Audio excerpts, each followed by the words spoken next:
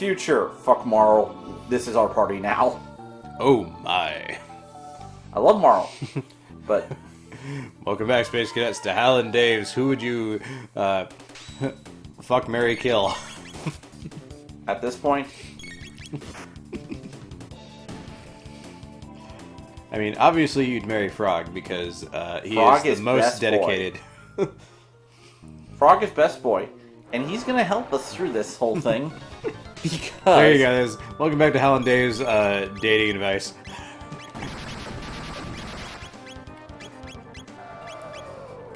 Yeah. Frog may not be the prettiest amphibian out there in the world, but he has such dedication to the cause. He has Cure 2, which heals everything. But specifically, you can exploit him for healing purposes. Basically. And slurping purposes. He's got a talented tongue. Suddenly that sounds way worse when I said it out loud. Yep, and if you combine him with Isla, you can heal him for a double combo. So basically... So anyways, yeah, we got the cave girl, we got the frog, and we got the dude with the purple hair. Mm-hmm. We are ready to go to the rave.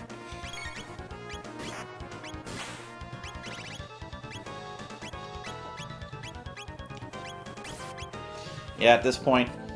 But, okay, so, with the amount of damage this thing does when it hits you with a spike attack... Mm-hmm. Almost feels like we're under-leveled. Yeah. Like, I assume we're not. No, we're not. But it's just that hard. Yeah. Honestly... It's just Nintendo hard. Let's see... Charm, cancel... Alright, kiss... Cool. Kiss him! Me, Isla, kiss Frog. Turn into Prince, yes? Yeah. There he is. Frog just gets up, and he's like, and she's just like, ooh, Prince.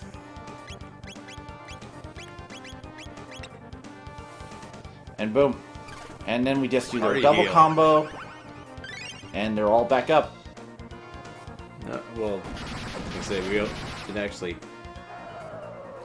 actually need that at that point. Yeah, we need it after this, but... Yeah, we need it after this. Cool, crit. But don't worry. You know, okay, this goes back to my discussion, my prior discussion about the attacker, tank, healer. Yeah? Because when I was playing Xenoblade Chronicles 2, I was really noticing it, where certain particularly hard fights, you basically need someone who is constantly healing you, and we're kind of reaching that point in this game. Yeah. Where most of Frog's actions here are towards healing, while everyone else does something else.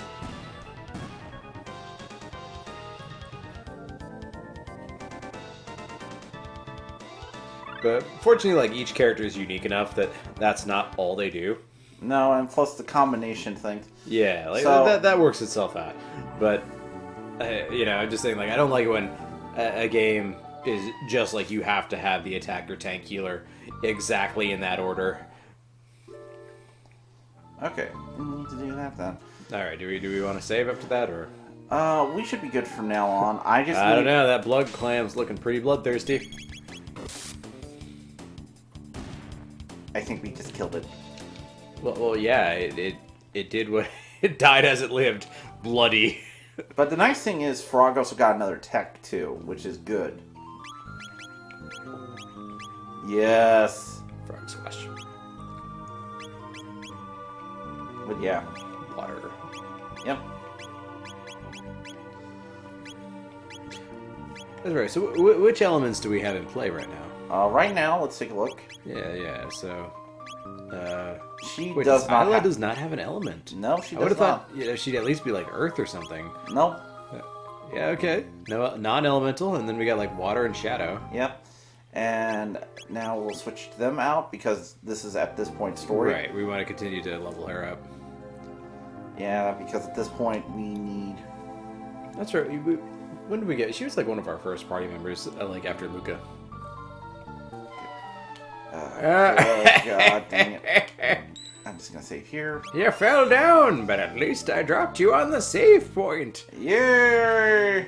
Thankfully. Inexplicably, says Master Roshi. Die, monster! You don't belong in this world. Oh, cool. They also learned a new dual tech. Sweet. I feel like Castlevania memes were on the rise ever since they released that anime on Netflix. That is fair, because, look, honestly, there's not really a lot with... fucking A, Konami. Yeah, no, I was thinking the same thing. Is that... Because I know there's like some... Dang it, I hate this thing. Oh, like you fell off the top part of it, didn't you? Yeah, it's slippery. So you overcorrected. Yeah, basically. Okay, so the wind's blowing you down, it looks like. It's slippery, so it's basically we have to just be very careful. Yeah, yeah. Well, as long as we get the tech points, I guess. Alright, let's do this. Okay, do we want to make a save state here just so I can load up and don't have to do that boss battle again? You're the pilot today, you tell me. Just get the save state. Alright. Okay, let's see.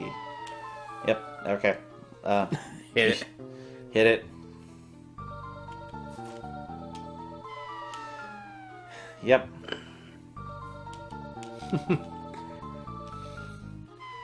Don't try this at home, Space Cats. Yeah. It's very advanced technology. It's from the future.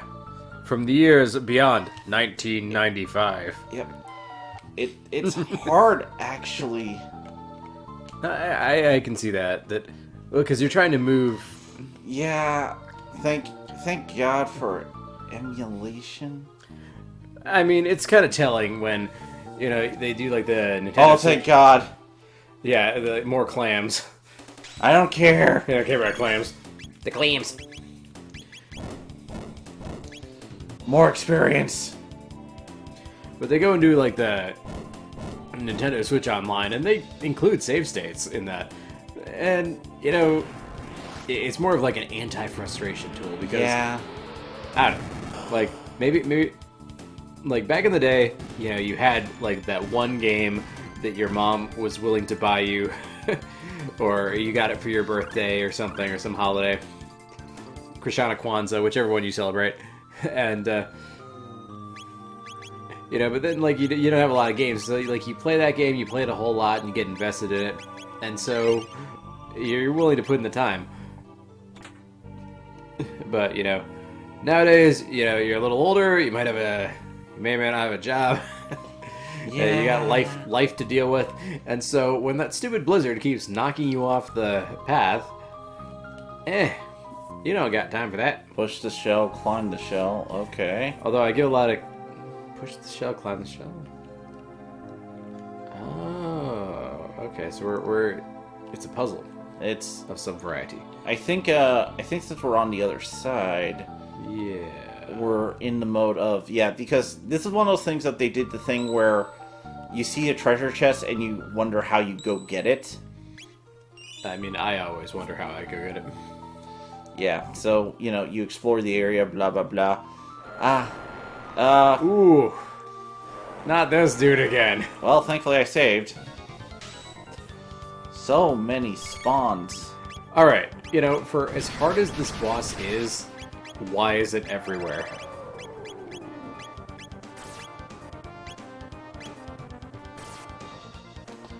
Don't worry, this is why we have heal. Frog! Heal like no tomorrow. Yeah, because for how hard it was before, it made sense, like, if it's, like, a one-off boss, but if you're gonna pepper the area with these things, it's like, what is going on in this game? Or at least give better forewarning of this. Well, that's one of the reasons why I think they loaded up save points around the area. Yeah, probably. You get into the arcane logic of JRPGs from, 1995. Was that the year that this game came out? 90, I believe it was 95. It was at least one of the... It feels like it was one of the last... Yeah, I think this game was pretty late. SNES games. Not the last one, but definitely close to that.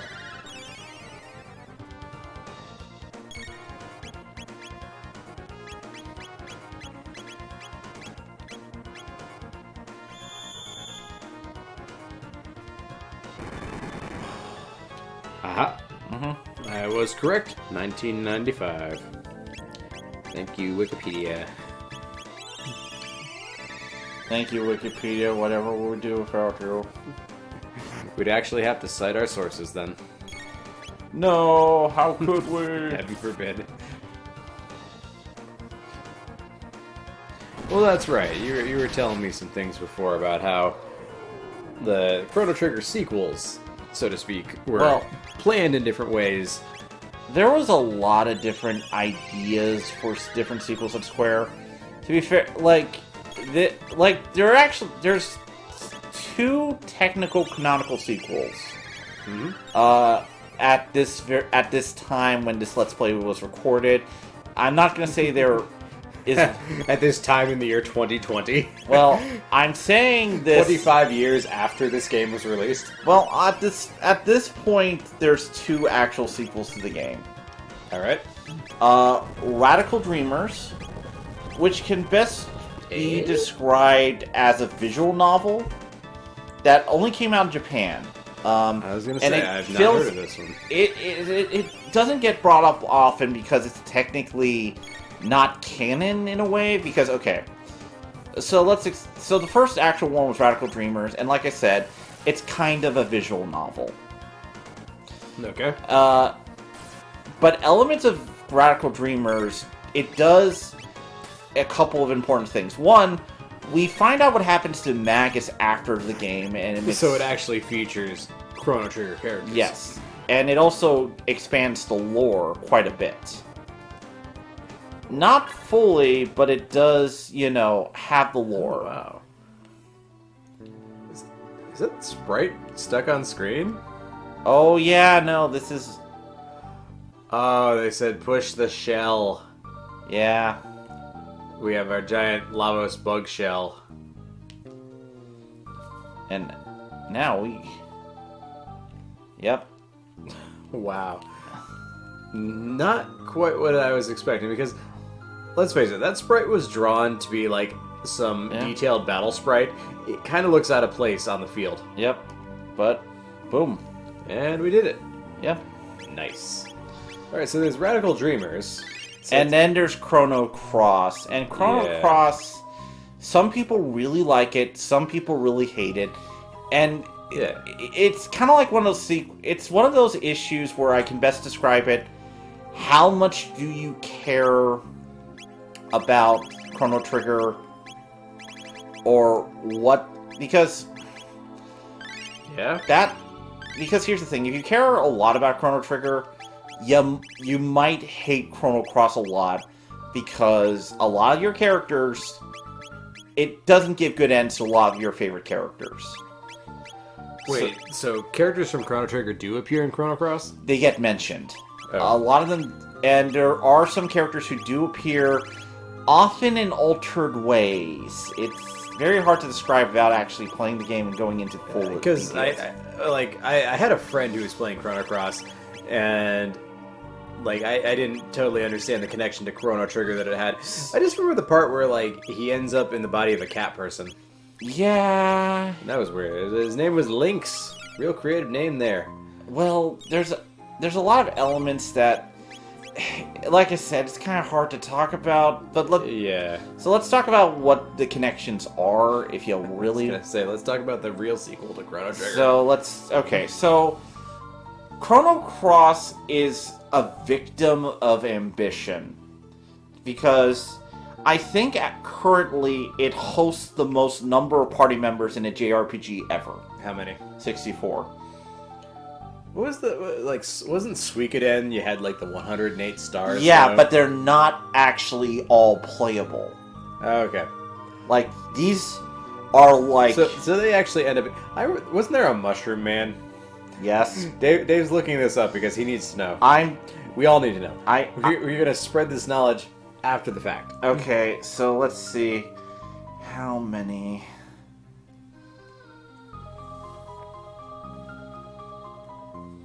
Because I think 45. It's 45.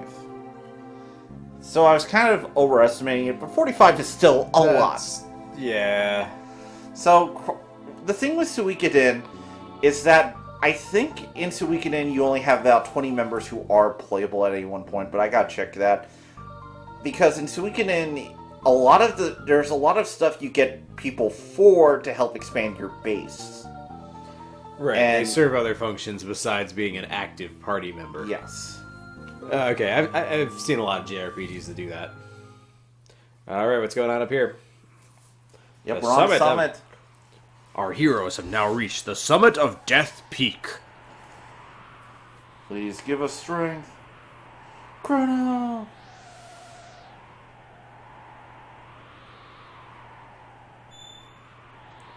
And Magus is just like, what, you want me to do stuff? You want me to do stuff? He turns into cartoon Dracula. You want me to do stuff? Oh, the sun! It burns. Oh, God. It's I have shattered. not put on my SPF yet. But we come so far. Despair not. Fate not be malleable. We... Please, light our darkest hour. One shall stand and one shall fall. But okay. So... Wait. So if you really... So with Chrono Cross, there's kind of two ways of looking at it. Were you exposed to Chrono Trigger first, or were you not exposed to Chrono Trigger first? Because the people... I think we're having some magic eclipse over here. Yes, and that is the sequel Chrono Cross. Anyway, We got eclipsed. It's Chrono Cross being eclipsed by its SNES predecessor. yeah. Chrono. Yep, we froze in time. Aha. We have the power to pants everyone. So,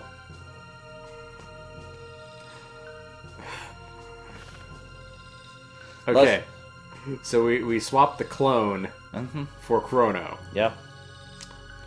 Uh-huh. Yep. Okay, you know, I noticed that there appears to be two sprites of Chrono at one point during that animation. Yep, they were foreshadowing. And I was just like, oh, that's a cool effect. And now you're like, oh no, that's what happened. There were two of them and they swapped them out and the clone died because he sucks. What else are we going to do with a clone of Chrono? I know, really. You remember Men in Black, the series? They had the quick clones. Yeah. And they live for like an hour or something to do your bidding. And they just like melt. Wake up, Chrono! Wake up!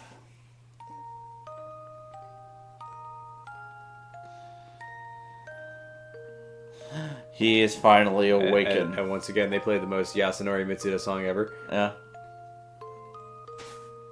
Aww. Aww. They had to make sprites for that. Which is cute, but still. I don't know, that might have been Takahashi's work there. Hey, honestly, I'm happy with He's it. into that stuff. So, when I was playing college, I actually left Chrono Trigger off at this scene and returned to it later. Oh, wow. I mean, yeah. You're just like, we got happily ever after moment right here. Happily ever after. But, so here's what happened. So, you know how, this is a great happy moment and everybody's rejoining together? And now Chrono is not necessary. We can trade him out.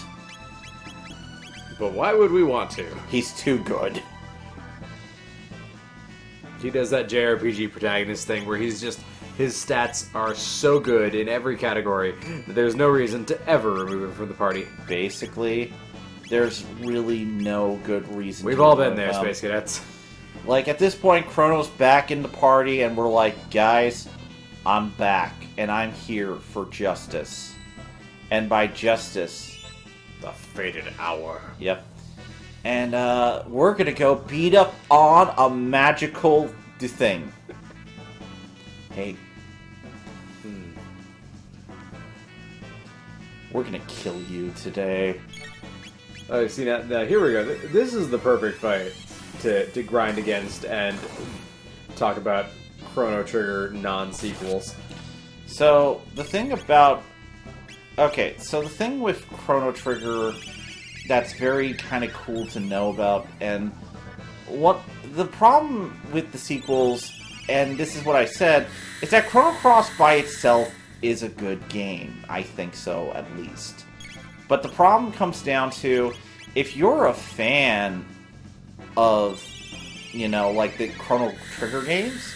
You're not going to like Chrono Cross because basically your favorite cast, the guys you may want to know, what happened to them? Well, guess what? They died horribly. They lost their kingdom. Humanity, it's not really good. And when you find out about that, this game has such, like, a positive feeling near the end if you get, like, everything. So if you get, like, a good ending. Yeah, it really feels like a slap in the face. And I know that the creators probably didn't think about it like that, but it is... Well, you know, based on what I know, I can say the creators didn't think about that at all, because from what I understand, not a whole lot of people who worked on Chrono Trigger actually worked on Chrono Cross. Yeah, because no. you know what they worked on, Space Cadets? It's that game that I won't stop referencing. It's Xenogears. You're not wrong, and that's one of the things about it, is I like Chrono Cross aspects about it, but if you really want, like, the thing is that you're not gonna like it if you want, like, an actual decent sequel, and that really kind of blows. Well, what you're describing kind of surprises me a little bit, that they would bother to tie into the original game at all, because, you know, knowing how Final Fantasy was going at that point, where every game was kind of its own world and story, separate from the other ones. Like, you know, you have the same, like, spells or summons, but you don't have any of the same characters or world. Yeah. Let's see, come on, you can heal. It kind of makes sense, because a lot of those games... Yeah, you gotta resurrect your buddies? Yep. There you go. Heal. But it kind of makes sense, because, like, so many... and he's dead again. Yeah, well, that's... Anyways, so many of JRPGs actually do a really good job of exploring the world that they created within their game, and so by the time you get to the end of that game, there's, you know, not conceivably anything else to explore in that world. And so, ooh. Yeah, he killed him. Specchio just wrecked your shit, man. Yeah, I tried. Good Yorb! But yeah, like, they do that where you've explored the world, so making a sequel within that world, it, like, doesn't make a whole lot of sense. And there's so many games that are like that, you know? yeah, no, you're not wrong on that one. It's like there's, you know, let's you know, look at a big fish here. Final Fantasy VII has never had, like, an actual sequel. You know, they had, like, the Advent Children movie, which, you know, it's a fun action movie because the animation and fights are, like, so over the top, but, you know, it doesn't build on those characters at all. No, and besides giving us the idea of dilly-dally, shilly-shally. honestly, I feel like that was them trying to make up for Final Fantasy The Spirits Within and kind of overcorrecting a little bit. Because you know, that's funny. It's funny that you mentioned Spirits Within. Because, you know, now that we're on, like, a Chrono Trigger, you know, episode 30, whatever. Yeah. that Hal reveals that his first ever Final Fantasy exposure was Spirits Within. Oh, fucking A, of course it was. So my Final Fantasy exposure for the first time was actually... Some Russian guy gave me a pirated version of that movie. That's not a joke. That is actually how it happened. It was early 90s, early 2000, late 90s, early 2000s. That makes total freaking sense.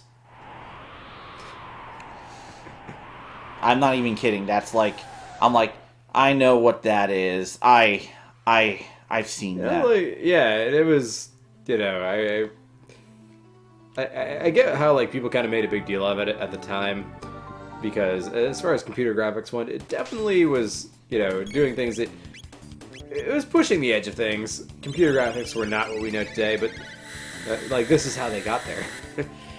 But as far as, like, storytelling went, it was pretty bland. Yeah, no, that's fair. That's a fair enough point about it. Well, because they had, like, what? They had, like, the hero girl who was, like, a scientist trying to research, like, I don't know, Gaia theory or something. But then, like, it was all, like, this, like, sci-fi stuff with, like, space marines fighting, I don't know, ghosts. they were, like, the premise was that correct me if I'm wrong, but the premise, from what I understood, was like an alien planet like exploded or something, and then the core of the planet crashed on Earth, and so like the souls of all the dead aliens were inside of that, and they started coming out and attacking humanity, and that's what they were fighting. Yeah, basically. They were fighting the ghosts of another planet. Oh yeah, that was the idea. Honestly, it's not the worst adaptation of concepts in Final Fantasy, actually, but it's kind of like this. Yeah. The whole idea of the thing is that it's really trying to be its own thing, and it feels more like what Square thinks Hollywood wants from a movie, rather than actually being Final Fantasy. Oh, man. If that makes sense? No, that makes so much sense to me. Because what you're describing is that, like, they're chasing trends. They're like, they have, like, their checkbox of, like, Hollywood likes this, and this, they want the big guys with the guns, and we put in a Final Fantasy space babe, and scientist Sid. Basically, because Sid must always be there. They really want to promote Aki Rose, the virtual actress for the main character in that film. Aki, that's who she was. Yeah, and they even gave her like a Playboy Maxim. I remember that. Yeah, like a lot of people. I didn't see it. I forget. I was pretty young compared to now. Well, they were hoping. It was one of those things that the idea was that they wanted to really push the idea of virtual actresses was a thing. Like, Square Enix, one thing about them is that they always want to innovate and be, like, on the cutting edge. They kind of made it... They kind of tried to make it their thing. I mean, my mind filled in that they want to be on the cutting edge of idols, because I don't know what he is. Like, this actor, singer, Gact played the main villain of Final Fantasy Crisis Core. Because I actually kind of like that game better than Final Fantasy VII. I actually played that on the PSP. I still have it. I am one of the few people who still has a working PSP in the world. Alright, so I think this is gonna be the episode. This might as well be a podcast at this point. Because I'm actually doing this because right now, I want to get some of the final spells, and this is the greatest spot for, like, right now, getting freaking tech points. Because Chrono almost has all his spells at this point. Hey, I'm into it. It's been too long since we've done this, and we're getting back into all this, and those of you who are watching, all 5 of you, very, very thankful that you stopped in because of all the podcasts or Let's Plays or whatever you could have chosen to watch. Yeah, you stuck with us. Thank you. I actually do appreciate this more than you can imagine. See, yeah, Dave appreciates it too.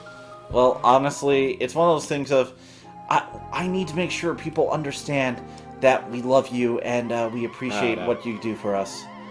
I mean, I think that's actually true for a lot of these people who do this. You look at like the really big like Let's Players who got all big. Then every now and then they'll have like a sappy moment where there's like, I couldn't have done it without you, the fans. And some people are like, oh, that's they don't take them seriously or they think it's, and maybe some people have an ego or some people are conceited. But I think a lot of people actually like who do this really do appreciate the support they get. Honestly, where else are they going to get it? Their parents. Yeah, really. But no, like, in all seriousness, I really do appreciate it. And honestly, though, I'm a huge Square Enix mark myself. I love their stuff. But I will say that they haven't been at their best in recent years. And honestly, there's a lot of... You said Square Enix. And I kind of wonder, a part of me wonders, like, did you really mean Square? Honestly, yeah. I'm so used to it. Because there was a time when it was Squaresoft.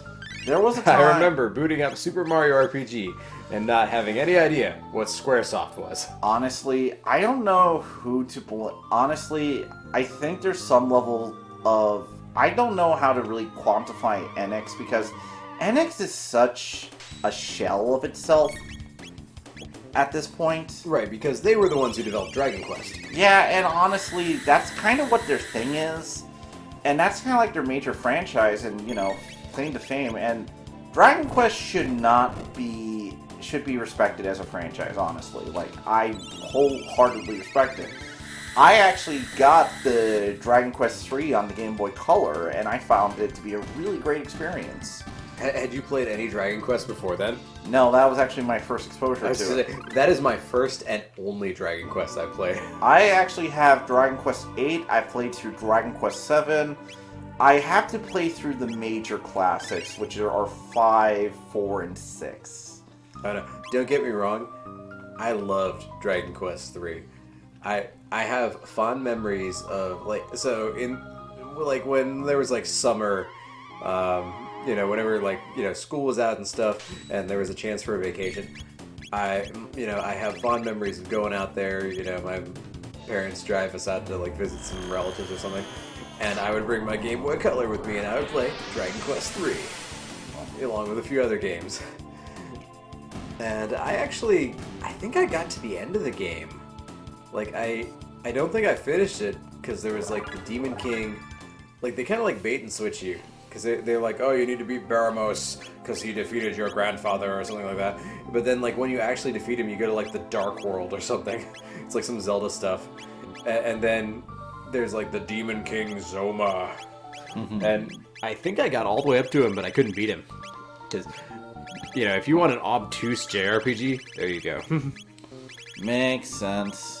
Yeah, it's, there's so much cool stuff in it, a really, big world, fun adventure to do, but it doesn't do a lot to explain itself, especially when you're little.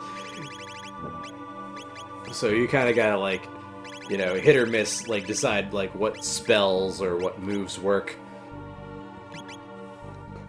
I remember I had, a warrior class character. I named all my characters after, Dragon Ball Z, though, so my main guy was Goku, and I had, it was Bulma and Chi-Chi, or something where, I think my warrior was Bulma or something, I forget. I had, a warrior, and then, a healer, and then, the wizard, the old wizard was, Roshi. Alright, so this is Chrono's ultimate attack. I was doing it earlier in the video, but this is Luminaire. It hits all the enemies on screen. For thousands of points of damage. Yep. This is why we want him back. And also... yeah, we have the ultimate guy. He's back. Yep. We have not Goku. I mean, Tapion. But Square has a lot of stuff and a lot of different things going on in it. One game series I really want to get into them because it's fascinating to me is the Front Mission series.